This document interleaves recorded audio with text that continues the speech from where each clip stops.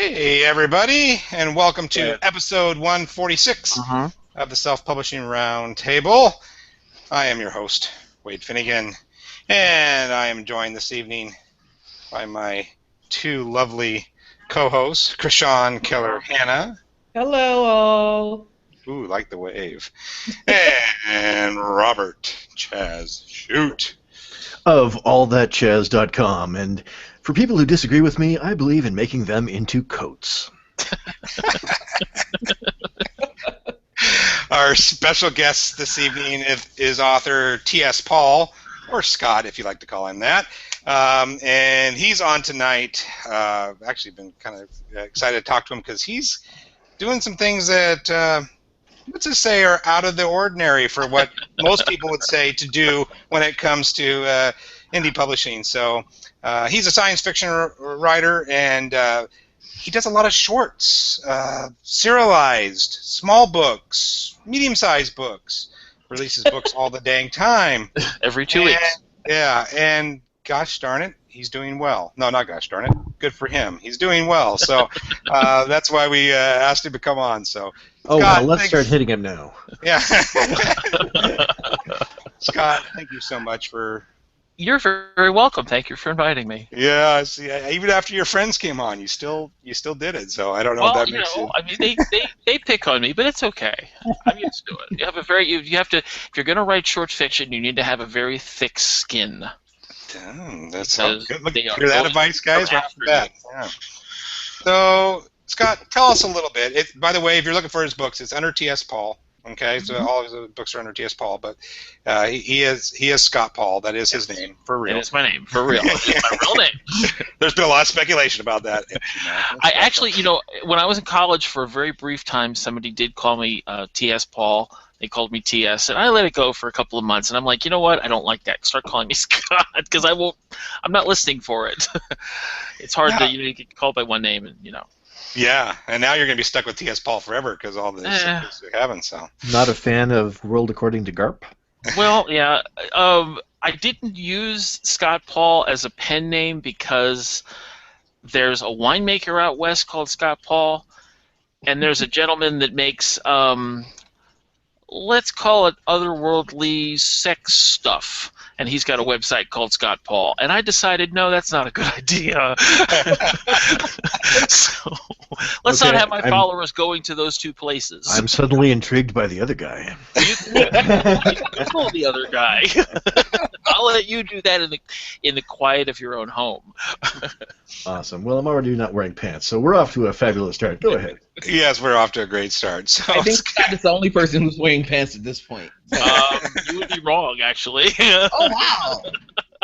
It's right in. You have to be podcast, ladies and gentlemen. Bird family. True, yeah, it's all good.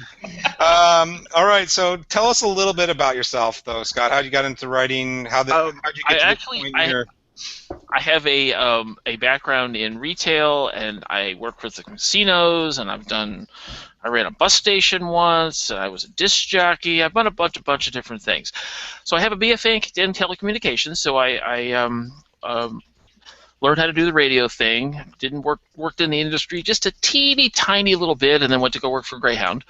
So it makes sense. I used my degree, and then later I got a culinary degree, and I worked as a trained chef there for a while, and then I stopped doing that. And then a friend of mine, I got to be who's an author. I got to be friends with him, and it's Michael Anderley. I'll go ahead and say his name, and we got to be friends online, and he started bugging me. He's like, "You need to write a book.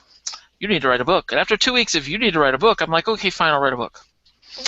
So I wrote something that I've been working on for a while, and he's like, "That's cool. It's kind of cool. It's an alternate history," which I did not develop. And he's like, "It looks like it's going to be a little long." And I'm like, "Yeah, I think it's a bit beyond me." So he says, "Dude, try something else." So I did science fiction, and I wrote this science fiction series, and the first book, and I wrote a couple pages, and he's like, "Ooh, I like this. This is really good. You need to do more of it, so finish it." So I finished it, and he's like, "Well, let's publish it." So I published it. So then he's like, "Write another one." You got kind of a bossy friend there, huh? Yeah, pretty much. So yes. I wrote another one, and then we liked the second one, and it started to sell a little bit. He's like, okay, write another one. So I wrote a third one, and then we kind of were like, ooh, I'm actually starting to make some money here. Now, realize that those first 3 books all came out in the space of 21 days. Actually, less than that, 18 days. So, yeah. So then I did book 4, and then it really took off. And then I really started selling a bunch of books. And now I'm on I just released book 7 in the series yesterday morning, and I have 1 standalone that's kind of a prequel, and then I have 2 trilogies from the previous series. So I have 10 books in all right now, and I've been published since the 18th of February. Now, with Scott, I want to clarify something for our listeners right off the bat, because when I first started talking to Krishan about you, when you say books, I had a different thing in mind. Call them titles. They are short or fiction. They are, the very first one is 64 pages. The second one turns out to be about 34 pages. The third one was, I think it's 109 pages or 108 pages, something like that.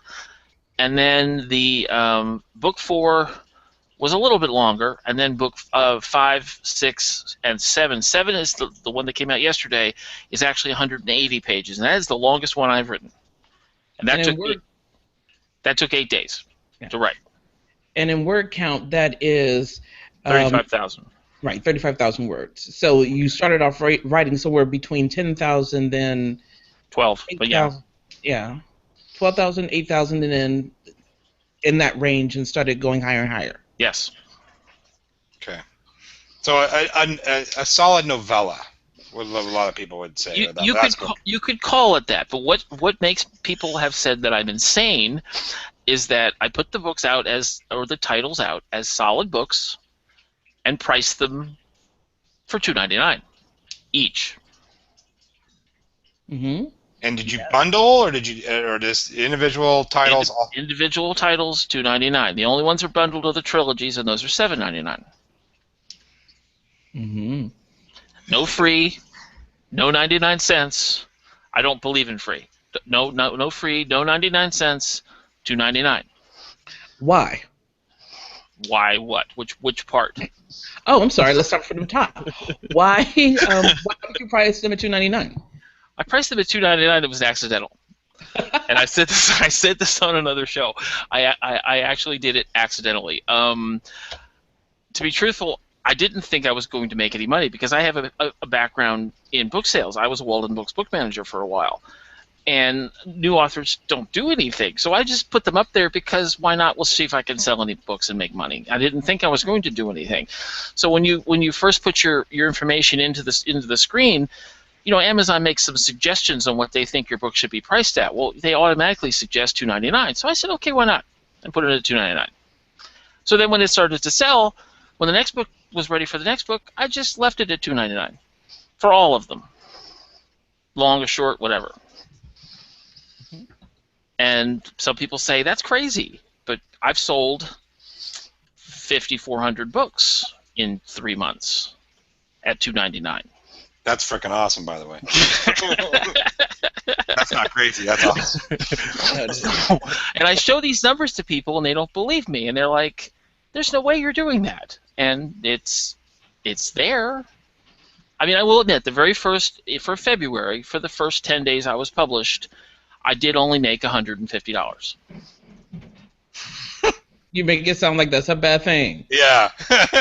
But then in March I made $2,500. Mm-hmm. And then in April I made $7,200. Mm-hmm.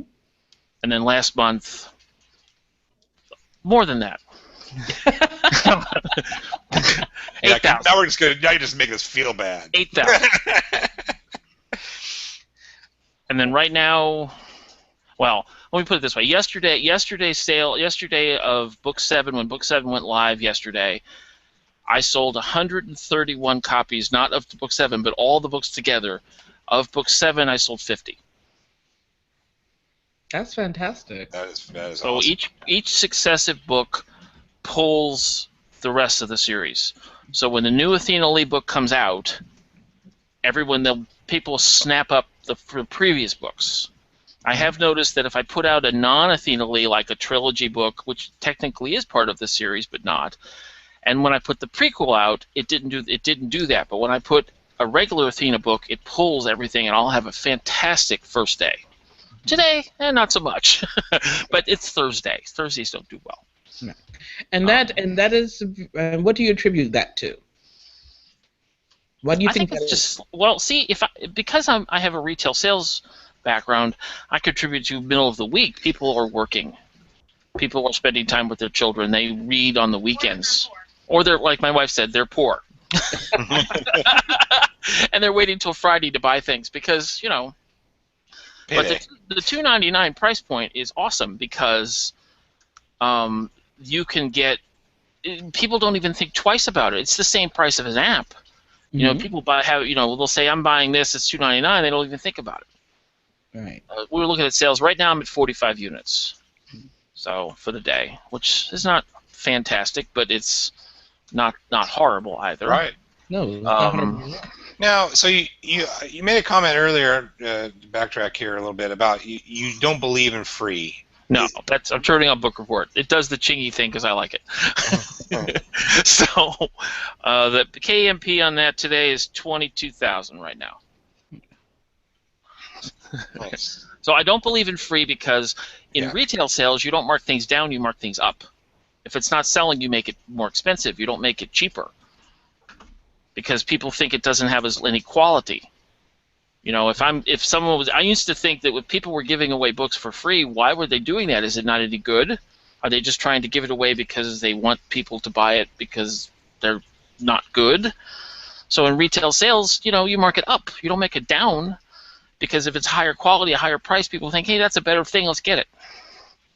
But see, I also don't believe in reviews either, so... Tell us about that. I really want to. We're going to have to worry about that. That's on the list, I think. It's on the list. I know it's on the list. But no, I don't believe in free. I don't believe in free. I don't believe in 99 cents because I want to be paid for my work. If I just spent 2 weeks writing this thing, why should I give it away for free? Why should I charge 99 cents and only make 30 cents or 20 cents or whatever it is off of each book? Okay, so then why not charge $4.99 though? $4.99 is too expensive. People don't blink at $3, but they blink at $4 and $5. If you have a phone in your hand and an app comes up that you want to mess with it, or you're like an add-on in a game or something, if it's $2.99, it's no big deal. You just buy without. People pay $2 for a soda that used to cost $1. I mean, people don't even pay attention to it. They buy a $6 cup of coffee without even blinking. So you buy $2.99 is not a real number for people. They don't even think about it. But $4.99 or $3.99, they start thinking, hey, that's real money. So, what'd you say? Yeah, my wife said, or it's Starbucks. Starbucks, you're used to it being expensive. The Starbucks money, that's different. But, $2.99, that's a nice, easy price.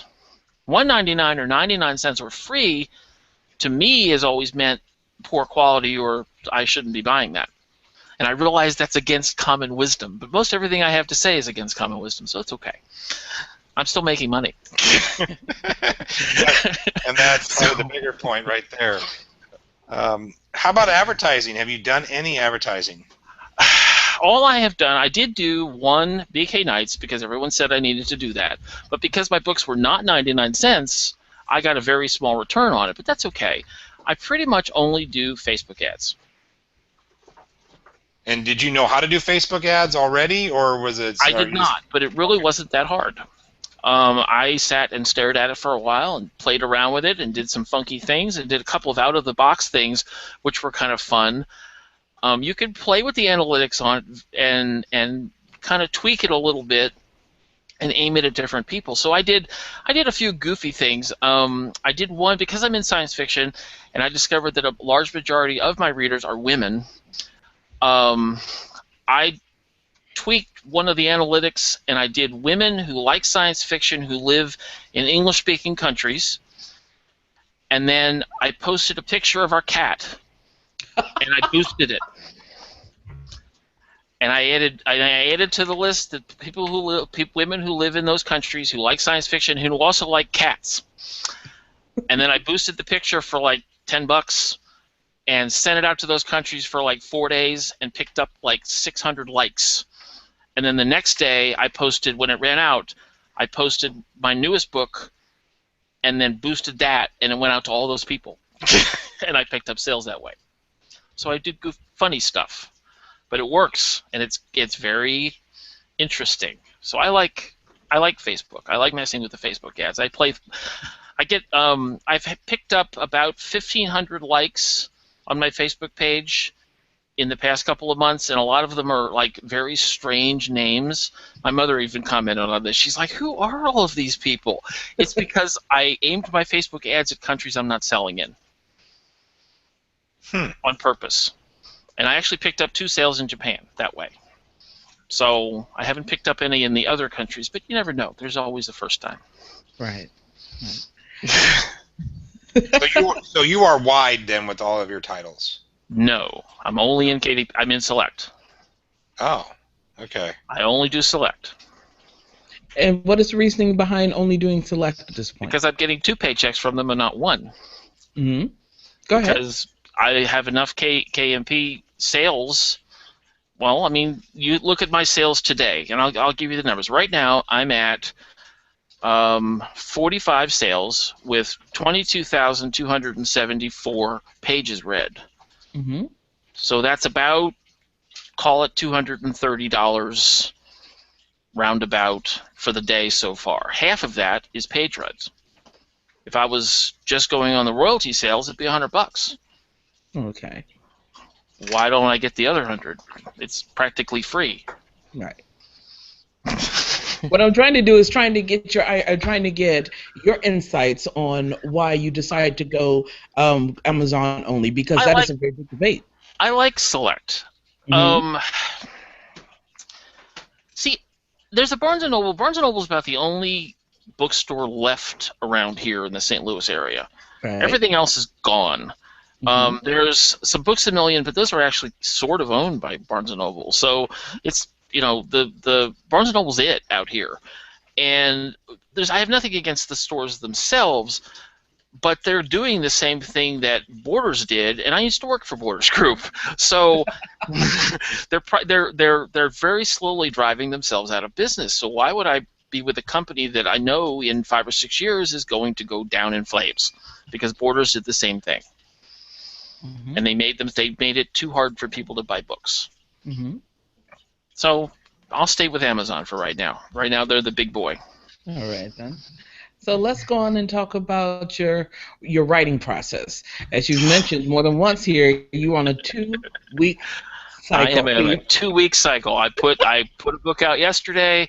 I have another book coming out. Well, this month is different, but usually I have a book coming out in 2 more weeks. And then another book after that in 2 more weeks. Right. So how is this month different? This month is different because I have 4 books coming out, because there's four Wednesdays in the month, and I have a book coming out every day every month, every week. There, my wife's got my schedule. She every keeps track for Wednesday me. this month. So I just released on the 1st, and then next week I have the Tales from the Athena Lee universe, which is my Wilson. I have a Wilson character, and he's getting his own origin story and some of his short stories. That comes out next week. And then the week after that is book 8. And then actually we'll skip a week. 22nd we won't have anything, but the 29th we'll have book 9. So I'll have 3 of my regular series all this month. All right then. And then in July I have 3 more on the schedule. And then in August I have more than that. So, yes, 2 weeks. Every 2 weeks. New book. So walk us through it. If the 2 weeks have started, you sit down at your computer and... I write 2 to 3 chapters a night. Oh. So... And how many words usually is that, roughly? Between 1,500 and 2,000 per chapter. Okay. The most I've ever done in a night is 10,000 words. And that was kind of funny because I was shooting to finish one of the titles, and I had told my wife, I said, I've only got 3 chapters left to do.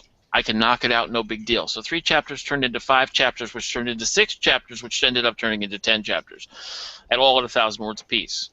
And by then it was 4 o'clock in the morning, and I couldn't see straight anymore. But I finished the title and the book. So, yeah, I mean, and it was a good one. But I'm more of a pantser. I tend to have a idea of what I want to happen and some events that are going to happen in the middle of the book somewhere and what characters I want to bring into it, but I don't really know what I'm going to write about until I start writing. Which is why this last one, I knew it was long, but I didn't realize how long until Amazon said, "Oh, it's 180 pages." I'm like, "Oh, cool." Yeah. Oh wow. Yes, that's long. It It is long for 8 days. That's really long. Yes. But I had family coming into town, and I was pushing. So after that 8 days, you do the read through and revisions and editing. Every time I finish a chapter, I post the chapter to my beta readers. I have three beta readers who are also editors. So I post 3 chapters. Each time I finish a chapter, I'll post it to them, send them a quick email or a Facebook text and say, "Hey, new chapter," and let them mess with it. Yeah, the double Ds are 2 of them. Yep. I borrowed them from Michael Anderle, and I've kept them. And then I have another gentleman. We call him David from Down Under. He's an Australian naval officer, and he works with submarines. At the moment, he's behind a desk somewhere, and in his free time, he gives me a hand. And nice guy. He's coming along, and he doesn't totally understand science fiction sometimes, but he gets it. So they look at all the chapters. So what I generally do is wait until I'm done, and then I go back and edit everything, because it all stays on Google Docs in the cloud somewhere, and so I upload every chapter. They take a look at it. They'll send me an email if I have to go back and check something, and then I'll go back and fix it. How many days in editing?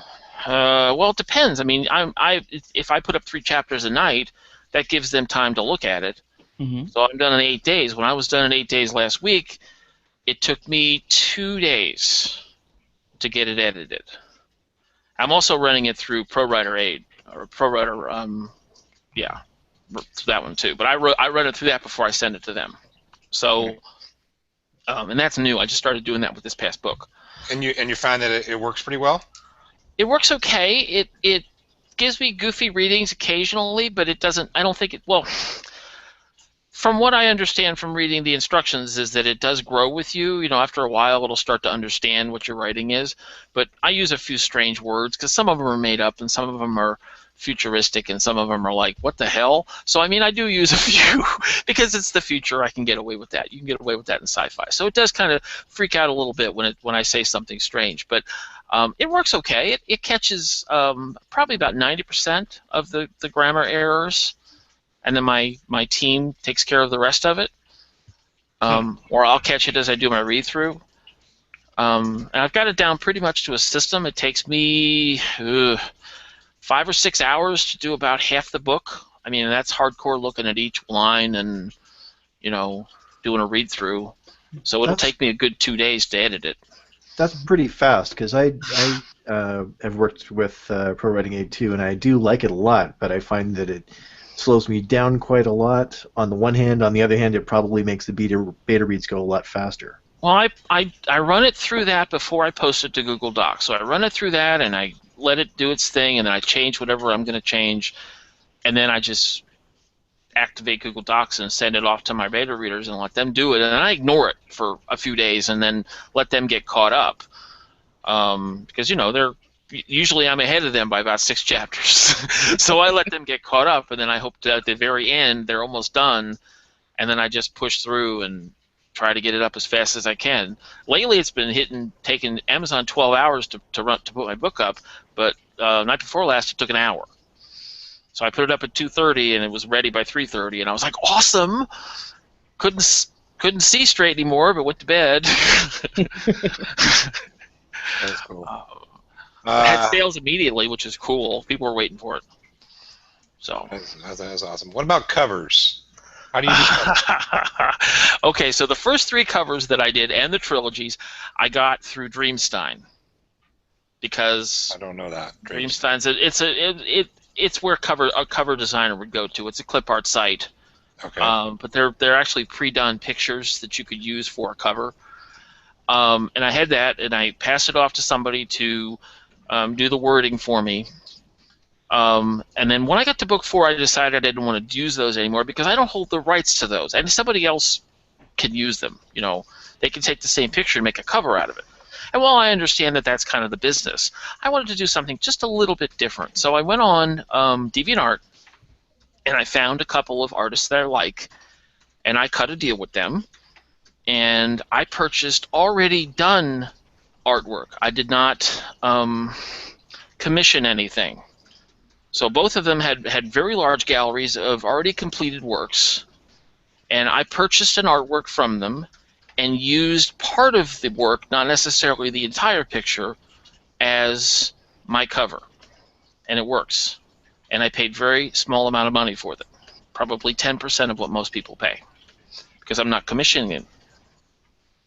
So but you own that now, then, though. Well, I have the rights to it. I mean, if they can still, you know, it's their work. They can do it, you know. But I have a royalty-free use of it, that's the important part, is that I can put book covers out, and they think it's cool because I keep buying more stuff from them. Mm-hmm. Lately, I've been buying extras just so because I have so many books coming out in the next 2 months that I kind of need them. So I've already purchased like 4 that I'm not even using yet. I know people are like, that's crazy, but yeah, no, it's smart. You know, I have to have them. I mean, because I'll get down to the wire and I'm like, crap, I need a cover. Mm-hmm. No, that's absolutely smart. I actually had my work commissioned, but it was very reasonable, and I had 8 covers commissioned before I released anything. Mm-hmm. Well, that's good. That's good because they're yours. I mean, and they're you know, original. They're original. They're mine. They're branded, and I don't have to worry about it. All of mine are branded. They all have the same font on the titles, mm-hmm. and they all have the same format down at the bottom. It's got my name across the bottom with a line, and then the I guess the universe thing. And then when the trilogies, it's a different font, but it's laid out a little different. The trilogies are the Chronicles of Athena Lee. The regular series is the Athena Lee Chronicles. Right. It's just a play on words, but it works. And it's the same picture. But I don't own that one. I wish I did, because that's a cool one. That is. It really, really is. So, what are your plans for this? Is for the Athena Lee universe? Are you going to continue this story? How long? I've got plans up through book 10. My wife has book 11 and 12 on the calendar, but I have no idea what I'm writing yet. That's a little far away. I am going to slow down just a little bit on the series, spread it out to about 3 weeks rather than 2 weeks because they're getting longer. I have a spin-off starting next month that's the same universe. The main characters will be in it, but the central character is going to be a character from 2 books ago that I thought was kind of cool. So we're going to use her. It's another woman. We're going to use her as the main character and do a spin-off, something fun. She's going to be like a lower-ranked officer, and we'll have some fun with it. Okay. And then my wife wants me to do paranormal, so I'm going to do a paranormal series in October. I already have the character sort of outlined out what I want her to do. We'll see what happens with that. Right. And we hear Heather, who is your wife, involved in this process a lot. How did you rope her into this? Well, she didn't believe I was going to actually make money. She didn't believe that this was. She didn't believe it was going to be right away. So, even to her, it's because of the 60-day pay schedule with Amazon. To her, it's imaginary, invisible monopoly money. Is that we know we're getting a check, and I can see it on the screen, but I don't have it in my hand because it's not real. Mm-hmm. So it's invisible monopoly money. She takes care of the Facebook ads. I do the analytics and stuff, but she takes care of everything else, and she does read-throughs of my book, even though she's not a science fiction person, and she'll be like, oh, God, another one I have to read. So, and she does that, and she pays attention to things, and I've included her, like she just said, keeps me on track and is here to hit me inside of the head if I'm saying something that I'm not supposed to. Or if I let my ego run away with me, she'll whack me upside the head. So basically, what any wife would do. Who's interested in you? But she's interested in what I'm doing. I mean, we talk about the plot and we talk about things, and she's actually had input. In book 4, we were trying to think of another hook or another spin to do with the series, and she's like, I'm like, what do we do? You know, how do I make her more interesting? How do I make the character more interesting? Because she's starting to grow. And she's like, give her a girlfriend and make her a lesbian. I'm like, okay. So we did that, and it worked. And I got into that niche market, which was kind of fun. And there's no sex in my books. There's very little cursing. There is some. Sometimes I use it. Sometimes I put it in other people's languages, which is kind of funny. So if you Google it, you know, it's in Swahili. But if you Google it, it's kind of fun. But I'll do that sometimes. You did that Firefly thing. I did the Firefly thing. and there's what movie people would call Easter eggs hidden in every single one of my books. Oh. If you Google a name, or you Google a number, or you Google some really oddball kind of verse or something that I put in there, if you Google it, you're going to find all kind of crazy things, because it depends on what I was doing that night. But there's all kind of weird stuff in there. I wrote. I also write short stories, and I write shorter stories. And on my blog, I do a free short story on my blog every Wednesday. That's between 1,000 and 2,000 words. At my wife's suggestion. There we go. She's taking credit for even across the room. He needs to be closer and with the mic. She can come over here, but she's not going to do that. She needs a little bit of space to crack that whip. Yeah, well, yeah, of course she does. So I write. I'm writing 2 weeks on a 2-week schedule, and every week I'm writing a short story. Okay. And I introduce characters in there, or write about, like, we talked about the D's. I created characters based upon them, wrote about them in a short story, and then the next time I put a book out, they're in the book all of a sudden, and they thought it was a hoot. I bet they did. So, yeah, they think it's a hoot. They're like, please don't kill our characters off. I'm like, no, I won't do that. Not right away. So, Not right away. Have you killed Xandri yet? I did kill Xandri. I killed Xandri in The Lost Pilot, which is the prequel. That's technically book 0. She told me about that, and I thought it was funny. And she dies toward the end of the book, and Spoiler alert. yes, I'm not going to tell you how. And she did say that my concept of her death was the best one so Right. far. Because she really enjoyed it. I killed off J.L. Hendricks too. Oh. She died in book 5, Insurrection. All right. It's not really her, but you know, she gave me the name. The name, yeah. I guess we I need did to really explain what all of this is about. First of all, who Xandri is and why we're talking about killing her. Well, she has a website. She's another writer. She did a thing where she wanted authors to kill her, and it's called "Oh My God, They Killed Xandri." Uh-huh. You can Google it. If you Google it, it's OMG, They Killed Xandri, Mm-hmm.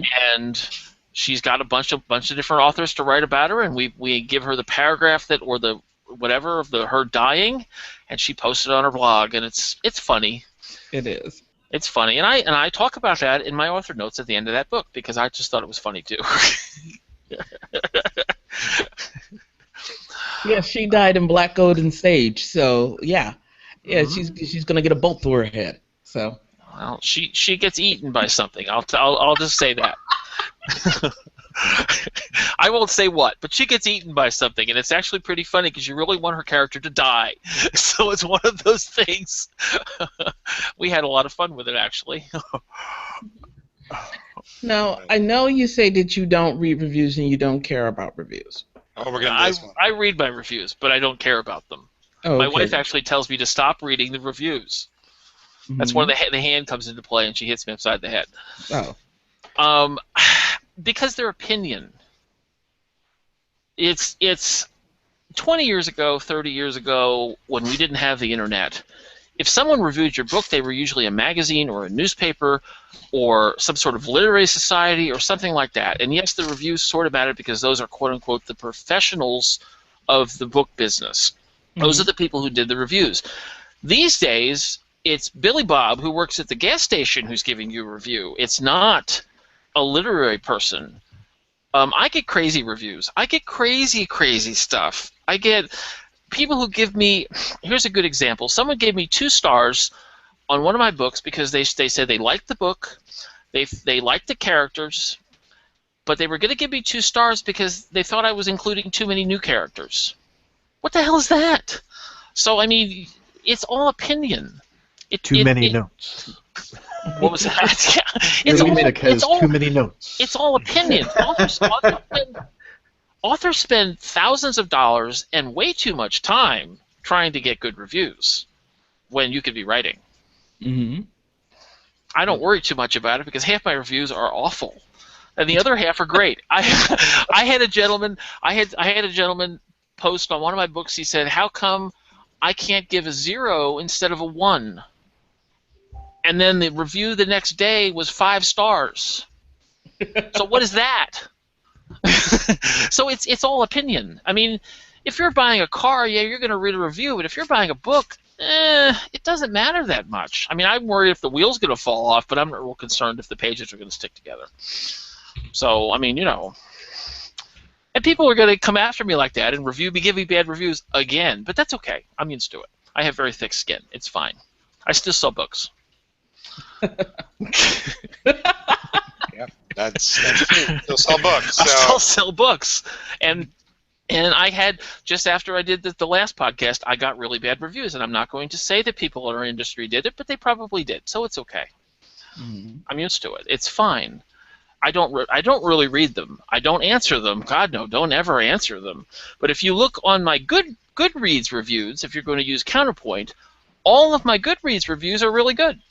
But if you go to the ones on Amazon, half of them are really bad. So I'm not sure what that means. That's weird. My experience is it's usually the other way around. No, and everyone says that. So the average of my reviews on Amazon are 3 stars or higher. The average of my reviews on Goodreads are 4 stars or higher. So it's opinion. Mm-hmm. And I realize people will be like, oh, because it's against common belief. But so is selling short fiction at $2.99 and making money. So what can I say? Does anybody ever say, I like your story, but it just pissed me off that I paid $2.99 for such a short one? Yep. But you know what? The pages are listed on Amazon on the page. And they can do a look. They have the look inside thing. So I mean, I'm sorry, but it does say on Amazon how much it is, and how many pages there are. Yeah, you're not trying to fool anybody. Right, you're not false advertising it. I'm not false advertising anything. All right. No, and a lot of people have come to me and said, "How are you doing this? What is your guide to success?" Other than accidentally falling into it, which is what happened in February. 2 things have kind of been the main thing that I've discovered that seems to work with my series. Number 1, you need a kick-ass cover. You need a cover that reaches out and grabs you. You need this really cool looking, for science fiction, you need something that people are like, ooh, that's really cool.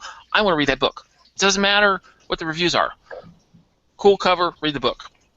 So you need something on the first page, not the 3rd page, not the 2nd chapter, first page. You need something on the first page that reaches out and grabs them and says, hey, this is a cool story. What happens next? Mm-hmm. You know, a lot of people write, they'll have this huge intro and you're meeting the people and description of the whole graphic description of the setting and the world and all that stuff. I don't care about that. I'll talk about that later. Right now, we need to know what's going on, who the main character is, and what kind of situation they're in. The first or second paragraph of The Forgotten Engineer, which is my first book, which is the 60-pager, the character makes the statement that this is my first battle, and I'm in the closet. And and it doesn't mean she's in the closet because she's of a different gender. She's in the closet because the chief engineer realized she was standing there just as the attack happened. What the hell are you doing here? And grabbed her and threw her in this closet that she's protected because she was brand new. Mm-hmm. And so the first part of the book is I'm in the closet and there's this battle going on and I can't participate. So that's kind of the hook for my first book.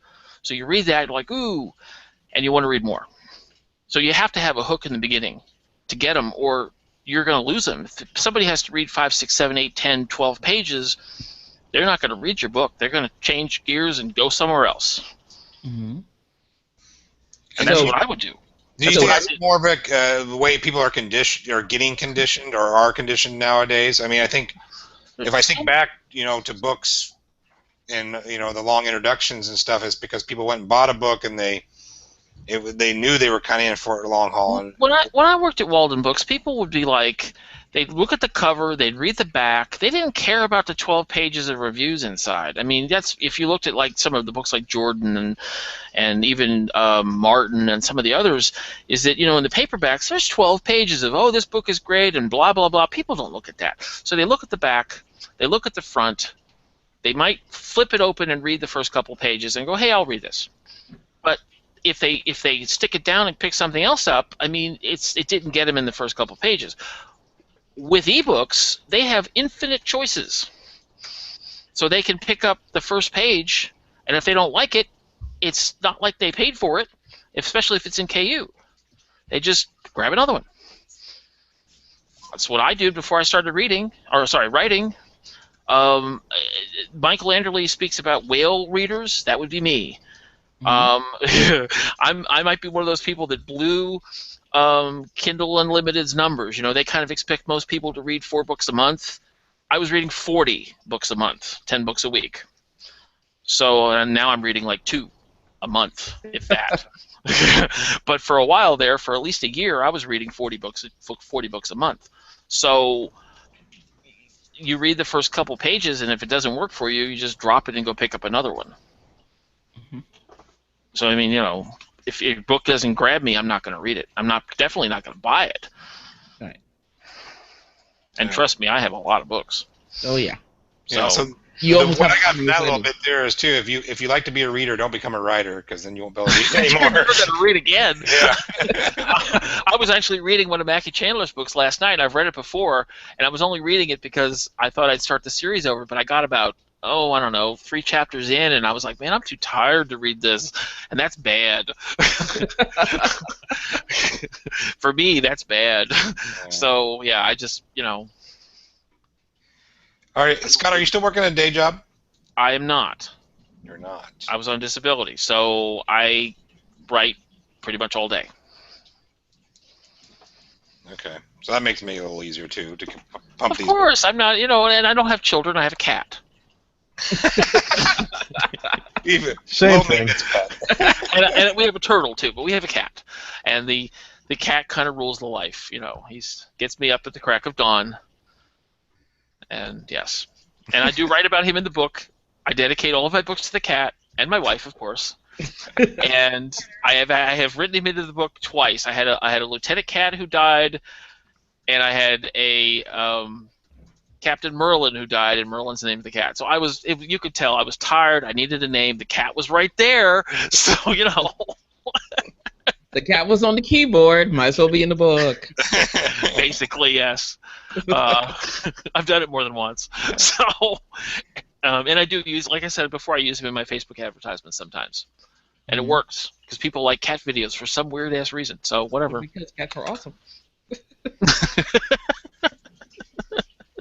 I had a question, Scott.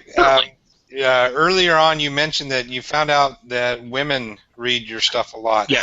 How did you find that out?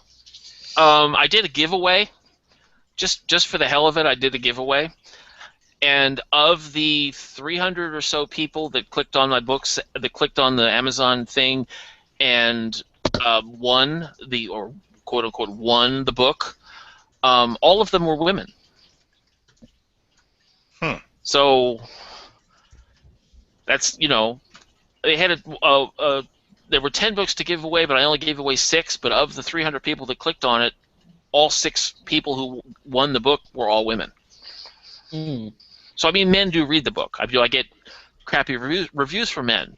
I get crappy reviews from women, but most of the people who read it seem to be women, because the main character is a strong female character who doesn't put up with any crap from anybody. And her girlfriend is this big, strong, goofy Marine that doesn't put up with crap from anybody either. And the sidekick, because there is a sidekick, he's this crazy computer AI that thinks he's well, in the early books, he thought he was a famous 20th century vid character, and these days he kind of doesn't do that, but he likes disco and he likes to try to run people down with machines. So and he's plotting world domination. I keep kind of using that along the theme. He wrote a book. He took over. He bought a casino. He took over a bookstore and started, terrorizing people. He's kind of funny. He burned a restaurant to the ground in one of my short stories because he didn't like the fact that they were using robots and not paying them. So yeah, it's kind of funny. He's a good character I can make fun of. His name isn't Hal, by the way, is it? No, his name is Wilson. Oh. He does mention in one of the books about Hal. He talks about Hal and said, some AI characters have killed everyone, and while that sounds interesting, I haven't decided to do that yet. Oh, yet. Good for you. So his name is Wilson. I got the idea from let's just say a movie about a volleyball, and that'll tell you what that is right there.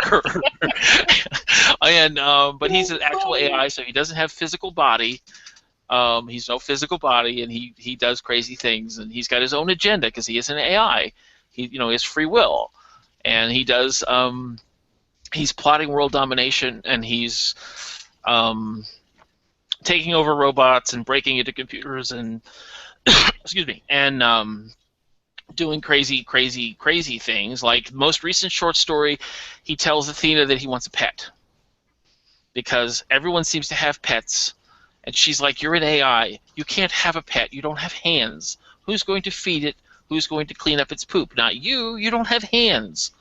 And she's like, go make a virtual pet. Go make a computer program. So what does he do? He makes a robot. So now there's a robot cat in the book, just because it was funny, and I was tired, and my mom suggested it. And how does he pet it? That's a good question. I had him I crossed over into Michael Anderle's universe just because it was funny. I had my character downloading and listening to an audiobook of one of Michael's books at the end of one of my books, and I thought it was funny. And Michael asked me the question, how does an AI download a book? So once again, it's fiction. But it was kind of funny because his fans came running to him going, this guy's got your book in his book. And we thought it was funny because he knew about it already. He just thought it was funny. Nice. I don't say it by name, but it's given. If you know the book, you'll know what I'm talking about. Mm-hmm. David Anson asked from the site, where did you do the giveaway at? What did you? I posted it on Facebook. I posted it on my blog like 3 or 4 times. My blog is tspaul.blogspot.com. That was for book 6, Imperial Subversion. I'll probably do another one for the new book before too long. So you think it's effective, and it's effective too? I think it's effective because what it does is it gives you followers on Amazon, and Amazon's a little slow to send out that email that says, hey, your such and such author has a new book out, because this week they're especially slow because I got an email from them asking if I wanted them to send out for The Lost Pilot, which was 3 weeks ago, and I thought, oh, they're behind, but that's okay. So I got that today actually, which was kind of funny, and but I think it's effective for an author because Amazon's advertising for you, and they're not charging you. It's the same thing with with BookBub. I don't do BookBub ads because I don't want to spend that kind of money, and I'm also not going to make it free. But you can go on BookBub and set up an author page. If you've never advertised with them, you still can do that. Well, I did that, and I apparently picked up 3 followers that way. And BookBub sends them an email that says this person has a new book out. So I think that's kind of cool. So I did the same thing with Amazon because why not? Right. They're going to advertise for me. Hey, I'm going to jump on that. You say I know, I get it that you don't particularly care about reviews. Do you care about number of reviews? Do you think that has value, whether it's positive or negative? I have 43 on, or 42 on the Forgotten Engineer, and the average of stars on that is right now is about 3. If you go in there, the early ones are horrible, and I will admit, I'd be the first to admit that my formatting and my editing on the very first month that book was out was probably one of the worst you've ever seen in your entire life on Amazon, even though I have seen one that was worse, and it sells, which is very strange. And I did fix it, or mostly fix it. It still needs a little bit of work, but I have somebody working on it right now who's supposed to be working on fixing it for me, and then I'll go back and fix the edits. But I don't know. I mean, I have 40. So about half of them are like, awful.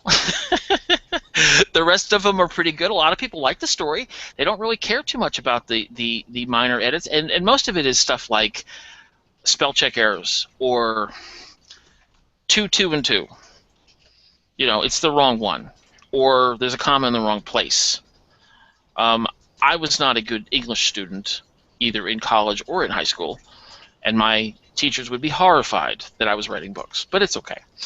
I don't think number of reviews matters. I mean, I don't know. I mean, some people will swear by them, but I think it's all opinion, so I don't really pay attention to it.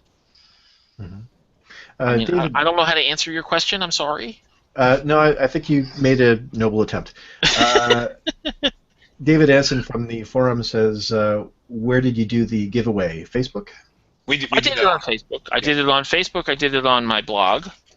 It's just one of the Facebook giveaways. Not Facebook giveaways. I'm sorry, Amazon giveaways. If he would like, he can email me. I still have the codes for the last 4. I'll send him one. Cool, David. You have heard it. Nice. TS Paul Author @gmail. So tell him to send it. I'll send the codes. Cool. Thank you. No problem. That's really good. That's really cool. I have to give them to somebody. Lee has a question. Oh yeah. Oh no! Here we go. Strap in, everybody. All right. Oh, but he wanted you to talk about your #1 status in the smaller niches and how that helped. Oh yeah, well it did. I played games with it a little bit. Because Amazon decides where you're going to be with the length of your book. Yeah. So if the length of your book, they stick you in, a short category or whatever. Because my book was so hot, Forgotten Engineer's been #1 for 3.5 months in the category that it's in. At one point, I had 4 #1s. Mm-hmm. When I did the lesbian character, I got into lesbian science fiction. I was both #1 and #2 for like a month and a half. Right now, I think it's #4 and 5. If you look, that's what the last time I looked. That's what it was. So some of the smaller niche markets, not the one about the foot, but some of the smaller niche markets, and I know about that. Some of the smaller niche markets, I was able to get into by just using keywords and hopping on in. I've been a young adult teen author for 3.5 months, so I'm very popular in that category too. I think I'm number 6 or 7 on one of my books in that category, and that's for all books in teen, not just ebooks. Right. Wow. I see that. Kindle Short Reads, teen and young adult. Kindle Short Reads, science fiction and fantasy, and you're still front page on literature and fiction. Which is interesting because I'm up against some really big authors for those short books, and that's really kind of cool. Yeah, it is. So for a 60-page book with crappy reviews, because the reviews don't matter. I sense a theme emerging. Well, Stephen Campbell said the same thing to me. He asked me about the reviews. He goes, when one of the books came out, he says, I see you have a book up, and it's in 3 top 100 categories, and it has really good. It's below the 10,000 mark, so it was like in the 5,000 range or something like that. And he says, I see you have that, and it has one review with 5 stars, and that's excellent. I said, yes, Stephen, but I had those numbers before the 5-star review because that just popped up this morning. And he's like, oh, because the reviews don't make any difference to Amazon for when it comes to numbers. They don't care about that. Those numbers are based on your sales, not on your reviews. It's all about the money. It is all about the money. Follow the money, Lebowski. When I used to work for All about the Greyhound. Benjamins, When I worked babe. for Greyhound, my boss at Greyhound was like, "Get the money." That was her #1 mantra.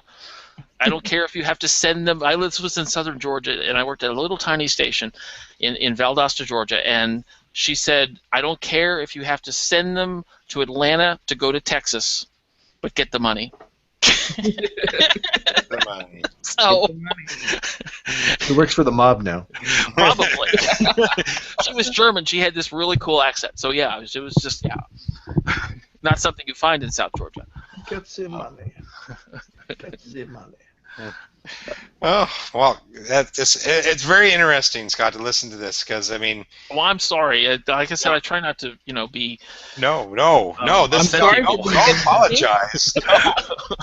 Don't apologize. But I've been on this podcast for quite some time, and as you say, you're a contrarian, right? I mean, it's flying against almost everything that many And I authors sell come out- books.